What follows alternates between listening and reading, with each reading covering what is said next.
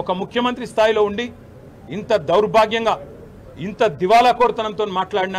మొట్టమొదటి ముఖ్యమంత్రి రేవంత్ రెడ్డి ఎంత నిర్లక్ష్యంగా నిర్లజ్జగా అసలు మోతీలాల్ అంటే ఆయనే ఉద్యోగాలే రాస్తలేడు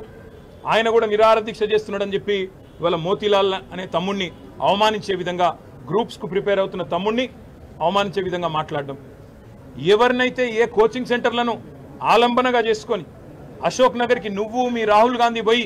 2 ఉద్యోగాలు సంపాదించుకున్నారో ఇవాళ అక్కడ కోచింగ్ సెంటర్లు నడుపుతున్న యువతని అశోక్ కావచ్చు రియాజ్ కావచ్చు మరొకరు కావచ్చు ఆ కోచింగ్ సెంటర్ల నిర్వాహకులందరినీ అవమానించే విధంగా 150 కోట్లు 100 కోట్లు సంపాదించడానికి పరీక్షల పోస్ట్ పోన్మెంట్ అడుగుతున్నారు వాళ్ళ కోసం వాళ్ళ స్వలాభం కోసం పాకులాడుతున్నారని చెప్పి వాళ్ళను అవమానించే విధంగా మాట్లాడడం అందుకే ఇవాళ తెలంగాణ యువత బగ్గుమంటున్నది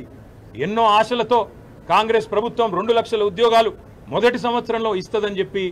ఏ యువతనైతే మమ్మల్ని దించి మిమ్మల్ని గద్దెనెక్కించిందో ఈరోజు అదే యువత నిన్ను ప్రశ్నిస్తున్నది రేవంత్ రెడ్డికి అందుకే చెప్తా ఉన్నాం 7 నెలలు అయిపోయింది 8వ నెలలో నీ ప్రభుత్వం అడుగుపెట్టింది ఈ 8 నెలల్లో ఒక్క నోటిఫికేషన్ ఇవ్వలేదు మరి మిగతా 4 నెలల్లో ఎట్లా ఇస్తావు 2 లక్షల ఉద్యోగాలకు నోటిఫికేషన్లు ఎట్లా ఇస్తావు 2 లక్షల ఉద్యోగాలు జవాబు చెప్పాలని చెప్పి నేను రేవంత్ రెడ్డి గారిని డిమాండ్ చేస్తా ఉన్నా మిమ్మల్ని వదిలిపెట్టాం శాసనసభలో నిలదీస్తాం క్షేత్రంలో నిలదీస్తాం ఏ పిల్లలనైతే నువ్వు మోసం చేసినావో ఆ పిల్లలకు మేము అండగా ఉంటాం తప్పకుండా ఆ పిల్లలతో ఐక్యంగా కొట్లాడతాం ఇది